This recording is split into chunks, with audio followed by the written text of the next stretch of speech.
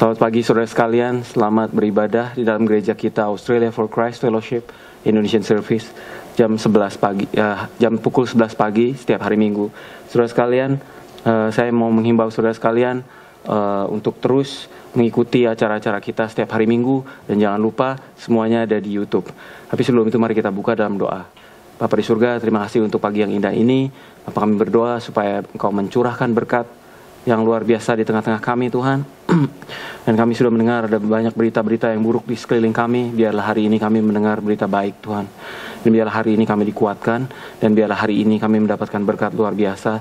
Bahkan hati kami dirubah sehingga kami tidak takut, panik, dan putus asa, tetapi penuh iman menjalani masa depan. Sehingga kami tahu bahwa semuanya ada di dalam pertolongan Tuhan dan di bawah kendali Engkau. Terima kasih Tuhan. Berkati juga kami saat kami melakukan pemberian offering atau persepuluhan, dan biarlah Tuhan diberikan kepada kami hati yang memberi dengan sukacita. Dalam nama Yesus Kristus Tuhan kami yang hidup, kami naikkan doa ini. Yang percaya katakan amin. Saudara sekalian, saya mau menghimbau saudara sekalian untuk memberikan pemberian pagi ini, persembahan. Saudara bisa lakukan dengan transfer di account Australia for Christ Fellowship, dan rekeningnya ada di belakang ini saudara. BSB account dan banknya, atau di bawah juga ada tulisannya saudara, dan saudara bisa transfer. Dan bagus kalau saudara transfer sekarang juga, jadi saudara nggak lupa. Amin saudara-saudara.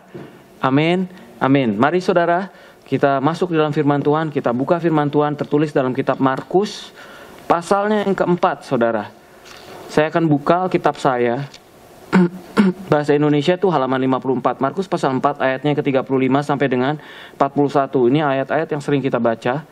Tapi hari ini biarlah Tuhan memberikan kepada kita satu kekuatan melalui ayat-ayat ini, sehingga kita bisa menjalani hidup ini dengan lebih kuat. Markus 4 ayat 35 sampai dengan 41. Saya baca. Angin ribut diredakan, saudara sekalian. 35. Pada hari itu, waktu hari sudah petang, Yesus berkata kepada mereka, marilah kita bertolak ke seberang. Saudara mesti tahu konteksnya. Yesus baru saja melayani orang banyak. Udah capek, udah lelah, dan ini udah sore, saudara sekalian. Bahkan sudah mulai malam, gelap. 36. Mereka meninggalkan orang banyak. Nah, saudara lihat ya. Itu lalu bertolak dan membawa Yesus berserta dengan mereka dalam perahu di mana Yesus telah duduk, dan perahu-perahu lain juga menyertai dia. Nah, saudara sekalian, di Alkitab sebenarnya ditulis Yesus duduk di perahu di bagian belakang kapal. Oke. 37. Lalu mengamuklah taufan yang sangat dahsyat, dan ombak menyembur masuk ke dalam perahu sehingga perahu itu mulai penuh dengan air. Mereka nyaris tenggelam dalam keadaan yang berbahaya dan bisa meninggal, saudara. 38. Pada waktu itu Yesus sedang tidur di buritan. Nah, saudara, buritan itu sebelah belakang ya. Di sebuah tilam atau tempat tidur gitu. Maka murid-muridnya membangunkan dia dan berkata kepadanya, Guru, Engkau nggak peduli kalau kita binasa, kalau kita mati. 39. Ia pun bangun, menghardik angin itu dan berkata kepada danau itu, diam, tenanglah. Lalu angin itu reda dan danau itu menjadi teduh sekali. Tiba-tiba berubah begitu, saudara. 40. Lalu ia berkata kepada mereka, mengapa kamu takut? Mengapa kamu tidak percaya? Saudara, 41. Mereka menjadi sangat takut, bukan karena ombak itu, tetapi takut kepada Yesus. Dan berkata seorang kepada yang lain, siapa gerangan orang ini sehingga angin dan danau pun taat atau tunduk kepadanya. Amin. Sampai sejauh ini pembacaan firman saudara. Yang berbahagia kalau saudara membaca, masukkan firman ini dalam hati, dan hidup sesuai dengan firman yang ditulis ini dan menjadi kekuatan. Sekali lagi mari kita berdoa. Tuhan, biarlah Markus pasal 4 ayat 35 sampai dengan 41 menjadi kekuatan hari ini. Seberapa banyak dari jemaat yang melihat kebaktian ini dan ikut kebaktian di rumah masing-masing, Tuhan. Biarlah Kau berikan kekuatan dimanapun mereka berada. Dan biarlah Tuhan hari ini firman ini menjadi firman pegangan, kekuatan bagi kita semua. Dalam nama Yesus ya Roh Kudus bekerjalah. Terima kasih Tuhan. Dalam nama Yesus saya berdoa. Amin. Judul firman Tuhan hari ini adalah badai pasti berlalu. Amin. Seru banget saudara. Saya pernah baca satu cerpen judulnya Badai Pasti Berlalu. Itu nggak ada hubungannya saudara. Ini badai. Badai itu sesuatu yang mengerikan. Saya pernah mengalami badai, tapi nggak badai dalam keadaan badai yang sangat hebat, badai kecil itu aja udah ngeri, kayaknya mau mati begitu. Padahal cuman ya ombak lumayan lah 1,5 meter gitu, hujan petir kemana-mana di atas kapal, rasanya udah ngeri banget.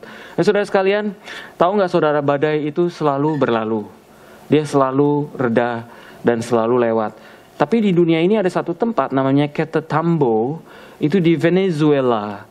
Dan dia itu, saudara, tempat ini sangat aneh karena selama sepanjang tahun dia mengalami 260 hari di dalam badai. Dan masuk dalam Guinness Book sebagai tempat yang paling banyak badai di dunia. Karena setahun 260 kali dia badai, saudara. Cuman berhenti sekitar Januari, Februari, saudara. Dan kita bisa tahu bahwa ternyata badai berlalu juga. Sekalipun ada di tempat yang selalu ada badai dan petir seperti itu, saudara. Badai selalu berlalu, saudara. Nah, sekarang dunia mengalami badai yang besar sekali. Badai virus, badai kematian, badai lockdown, badai ekonomi, badai masa depan. Banyak orang yang putus asa dan tidak berpengharapan. Tapi saya mau katakan badai ini juga akan berlalu, saudara. Tapi bagaimana kalau ini adalah kiamat akhir zaman?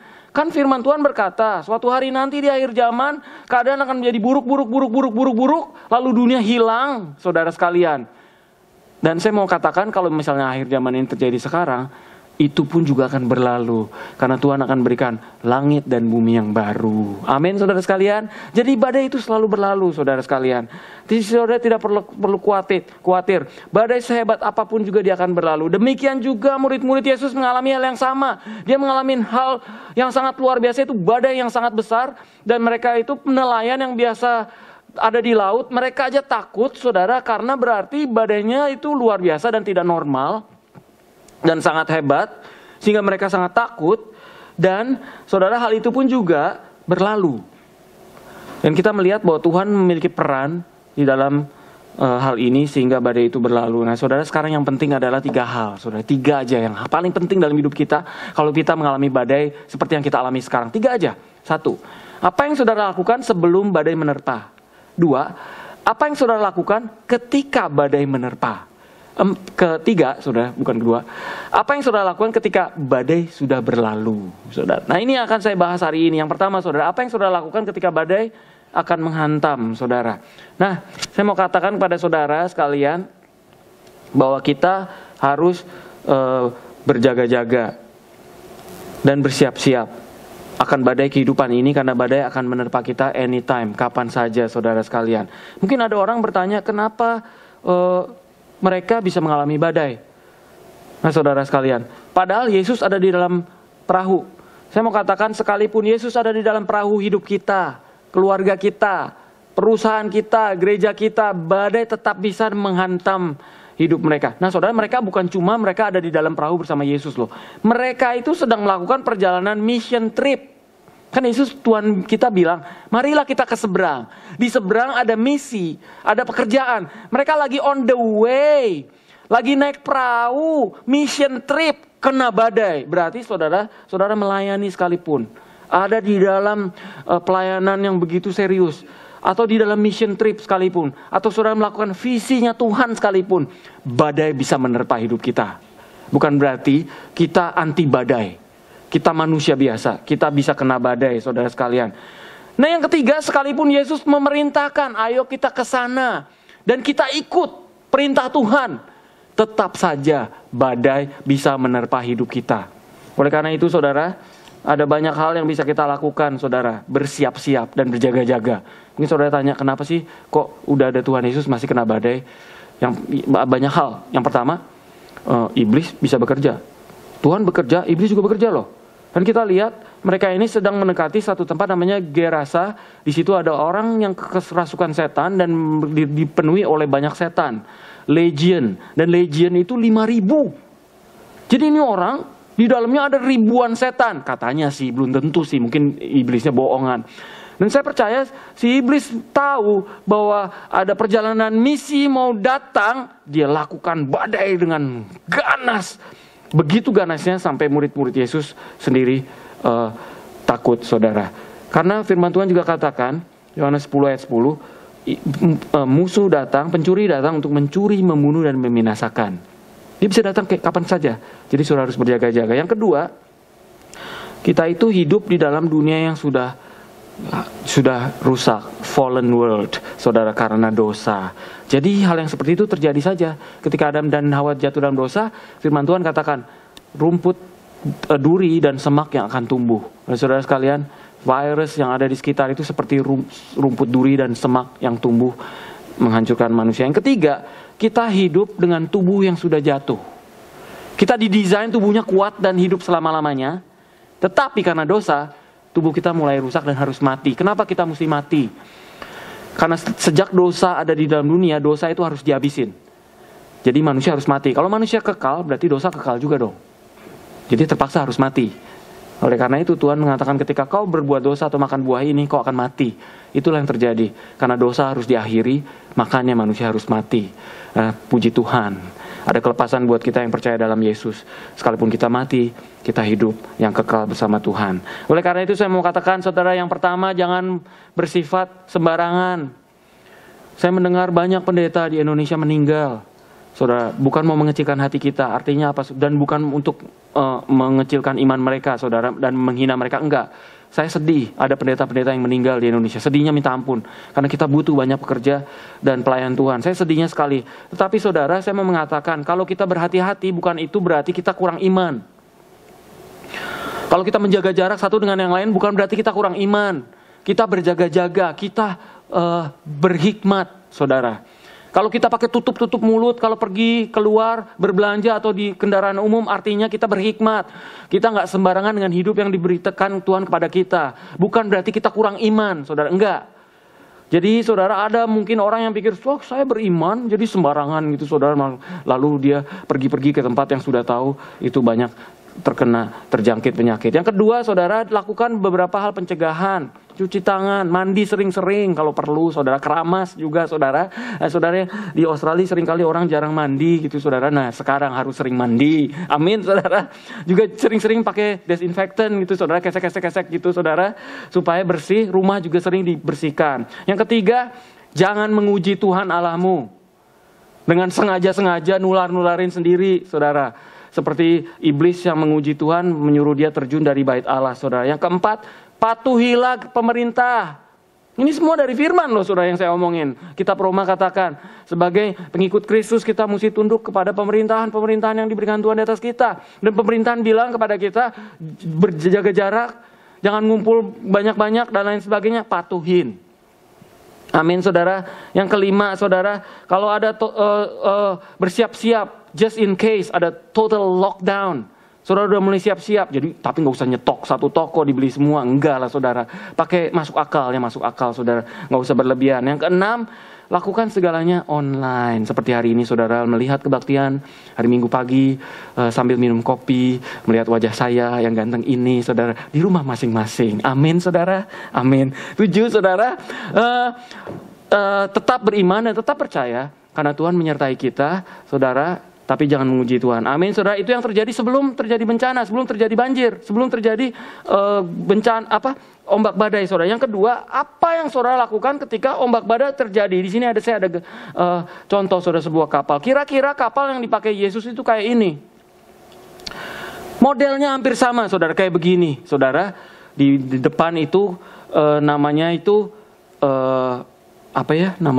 depan kapal itu haluan. Ini buritan, ini lambung kapal, saudara ya. Nah ini kalau saudara lihat, Yesus ternyata dia tidur di belakang. Dan kalau saudara, perahu mereka perahu kecil, kira-kira jauh lebih kecil dari ini agak lebih besar. Ada layarnya, saudara, ada beberapa dua besar, dua kecil di depan, satu di belakang. Nah Yesus tidur di belakang situ dan dikatakan di sini, saudara, dia tidur di atas sebuah tilam. Dari situ para ahli teologi ya, saudara, mendapatkan kesimpulan karena di dalam perahu nelayan itu tidak mungkin ada kasur. Lalu kenapa dikatakan Yesus tidur di atas tilam? Yang ada itu bukan kasur, tilam, tempat tidur kayak spring bed gitu. Enggak ada, saudara. Yang ada adalah tempat duduk orang yang nyetir perahu. Di setiap perahu nelayan ada gitu. Biasanya ada tempat empuk-empuk dikit karena dia mesti semalaman duduk di situ, saudara, mengendalikan perahu. Jadi Tuhan kita itu tidur di situ sehingga tidak bisa ada orang yang mengendalikan kapal itu karena dia tidur di situ. Dan zaman dulu semua perahu itu seperti itu, saudara, karena mereka itu berkaitan dengan rudder. Rudder itu apa ya? Kemudi kapal di bawahnya, yang keplek-keplek itu kan, saudara. Itu selalu ada di bawahnya tempat kemudi atau bridge kalau kapal bilang, saudara. Nah, itu semua kapal zaman dulu tuh seperti itu. Kenapa Tuhan tidur di situ? Sedangkan bumi gonjang-ganjing karena ombak badai, saudara, sampai muter begini mungkin. Enggak gitu lah, saudara. Wah, cek. Wah, seru banget karena ombaknya gede banget sampai mungkin kapalnya tuh yang di dalam ini takutnya minta ampun, karena goyangnya luar biasa goyang, saudara. Saya bingung kenapa Tuhan Yesus tidur di situ. Kenapa nggak di depan atau di tengah gitu, saudara? Saudara, ada dua hal yang saudara mesti perhatikan di sini. Ketika ombak badai terjadi dalam hidupmu, saudara, kita tahu kita nggak bisa berbuat apa-apa. Serahkan kendali hidupmu kepada Yesus. Karena itu tempatnya Dia, saudara. Walaupun kelihatannya Dia nggak mengendalikan sekalipun, saudara, biarkan. Serahkan pada Dia di dalam doa, saudara. Saudara mungkin nggak tahu masa depan saya gimana, pekerjaan saya hilang, perusahaan saya bangkrut, investasi saya melempem. Ini gimana? Kalau lockdown lebih parah lagi, mana ada pelanggan masuk ke bisnis saya dan lain. Saudara mungkin pusing. Tenang.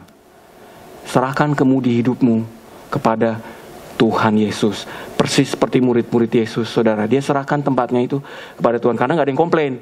Yesus, minggirlah, karena aku mau kendalikan kapalku. Tidak ada yang komplain, saudara, kecuali belakangan ada yang komplain ngebangunin dia, saudara, karena udah nggak tahan, saudara.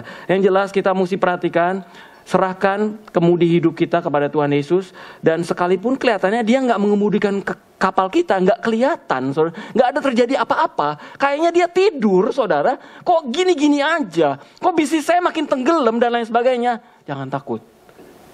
Karena kita nggak bisa apa-apa sekalipun, saudara. Biarkan Dia kendalikan hidup kita. Kita terus berdoa. Maka saya mengajak saudara bangun pagi-pagi. Kalau saudara dalam masalah, serahkan masalah saudara kepada Tuhan. Tuhan, saya nggak sanggup ini. Saya juga nggak tahu nih mau jadi apa. Keluarga mau jadi apa dengan penghasilan. Saya nggak tahu. Tapi Engkau, saya percaya Engkau ada di kemudi kapal saya. Dan semuanya akan menjadi baik kalau Engkau di situ. Dan bahkan lebih baik Engkau yang di situ daripada saya. Amin, saudara sekalian. Itu yang pertama. Yang kedua, saudara, zaman dahulu tempat buritan kapal itu adalah tempat terhormat dan tempat yang paling baik di kapal. Kenapa? Gerakan dan goncangannya itu paling minim di bagian situ. Kalau di depan ini lancip, dia untuk memecah ombak. Jadi goyangannya tuh sangat besar, saudara. Sedang di belakang itu lebih tenang dan paling lebar, saudara, dibandingkan di depan. Enak sekali buat tidur. Dan Yesus Tuhan kita itu tidak punya tempat dan waktu lain untuk istirahat. Karena Dia seharian baru melayani orang. Dan Dia akan melayani lagi di Gerasa. Dia perlu suatu tempat untuk tidur. Dan Dia temukan tempat itu yang enak sekali, saudara. Nah, zaman dulu kalau kapal galleon, kapal perang yang berlayar itu, saudara, kapten kapal itu selalu kamarnya di belakang. Kenapa? Karena dia dekat dengan kemudi. Kemudi selalu di belakang, zaman dulu ya, bukan zaman sekarang. Selalu di belakang, karena kemudinya harus ada di atas rudder. Zaman dulu nggak ada propeller yang bisa kemudi di depan, lalu ruddernya di belakang, nggak bisa. Zaman dulu harus dekat, gitu, saudara. Sehingga kapal zaman dulu, kapten punya kabin tuh selalu di belakang. Ada jendelanya yang gede, gitu. Dan itu terhormat dan bersih dan lebih enak. Karena apa? Di kamar kapten kapal tuh selalu ada WC pribadi yang langsung nyemplung ke laut, saudara. Di depan, saudara, staff sailor itu semua kamarnya kecil-kecil dan mereka pakai saluran. Jadi kamarnya bau semua di depan. Jadi selalu tempat terhormat adalah di bagian situ, belakang. Saya mau katakan, beri Tuhan Yesus tempat terhormat dalam hidupmu. Apalagi masa-masa sekarang, saudara. Minggu perhatikan firman di online. Saatnya memberi persepuluhan, beri dengan hormat. Saatnya saudara merendahkan diri, saudara, mencari Dia, sebab Dia yang mengontrol segalanya. Berikan Dia keleluasaan untuk membantu dan menolong saudara, sehingga saudara mendapatkan kelepasan, saudara. Beri Dia dalam terhormat, beri waktu bersama anak-anak dan istri atau suami, berdoa bersama, hormati Dia yang mungkin selama ini sudah dilupakan, saudara. Amin, saudara. Itulah makanya, saudara, Dia ada di bagian belakang situ, saudara. Nah, yang ketiga, saudara, saya mau bahas adalah apa yang terjadi sesudah badai lewat, saudara. Yang ketiga yang tidak kalah pentingnya. Ternyata firman Tuhan katakan, setelah tenang danau, setelah angin ribut pergi, lalu ia berkata kepada mereka, mengapa kamu begitu takut? Fear. Mengapa kamu tidak percaya? Faith. Nah, fear sama faith itu selalu ciong, selalu berlawanan, saudara. Jadi mari kita selalu beriman saja daripada fear, saudara. Karena gak ada gunanya, saudara. Lalu mereka menjadi sangat takut. Nah, saudara, saya gak tahu badai ini pasti berlalu loh. Saya pasti berlalu. Gak tahu berapa lama sih. 6 bulan lagi bisa, 6 minggu lagi, saya tidak tahu kapan badai virus berlalu. Tapi pasti berlalu. Saya mau bertanya, apa yang akan saudara lakukan setelah badai berlalu? Tetap nyantai-nyantai saja? Tetap makan, minum, kawin dan mengawinkan? Tetap planning holiday terus? Ada orang yang sampai holiday 3 kali setahun, saudara. Dan lain sebagainya. Atau saudara dengan tunduk dan takut dan gentar seperti murid-murid Yesus setelah krisis lewat, dia bertanya, siapa ini orang? Dan saya berkata, saudara, itu hal yang sangat penting. Kenapa? Karena waktu 911 di Amerika, orang itu mengantri ke gereja. Gereja penuh, Alkitab jadi barang yang laku. Di mana-mana orang beli Alkitab karena mereka mencari Tuhan. Tapi lihat sekarang, setelah sudah lewat berapa tahun, mereka mulai meninggalkan gereja lagi dan hidup dalam kehidupan mereka yang semula, saudara.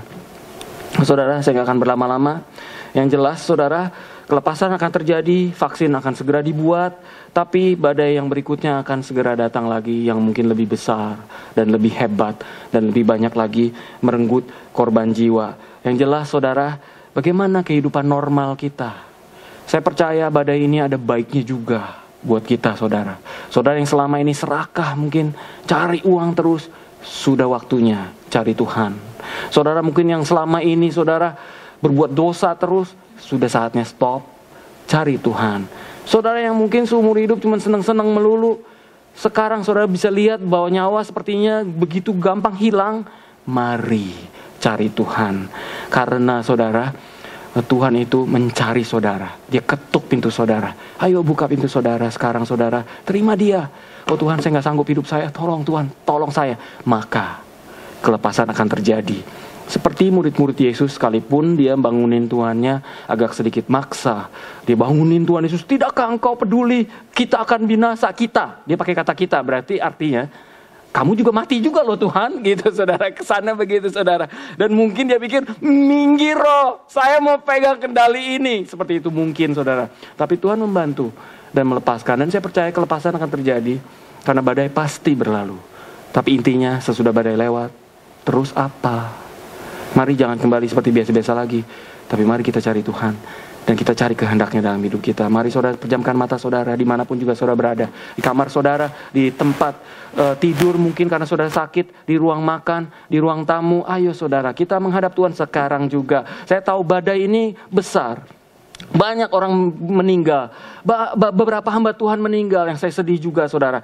Di negara-negara yang seperti Indonesia, yang baru negara berkembang saudara, ini sulit dikontrol. Mari saudara, kejamkan mata saudara dimanapun juga saudara berada saat ini juga. Mari kita cari Tuhan. Mari kita beri kendali hidup kita kepada Dia. Mari kita lepaskan ambisi kita yang selama ini mementingkan hidup kita, dan menggantikannya dengan mencari Dia. Siapa Dia ini? Kenapa aku belum kenal Dia?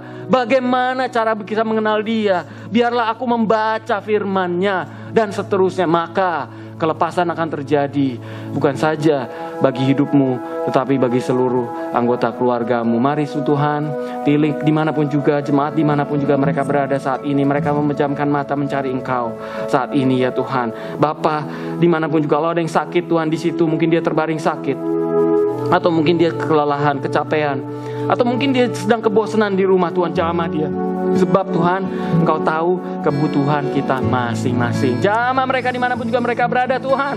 Di rumah mereka Tuhan, atau mungkin di HP, di mobil, di mana dia melihat saat ini. Malam ini juga jamah Tuhan. Pagi ini jamah Tuhan mereka. Sembuhkan mereka semua. Sembuhkan dari rasa kekhawatiran mereka. Sembuhkan dari ketakutan Tuhan Yesus. Dan biarlah kelepasan yang daripada Engkau, bukan cuma kelepasan secara fisik, tetapi kelepasan secara jiwa Tuhan. Jiwa kami tidak terbeban lagi.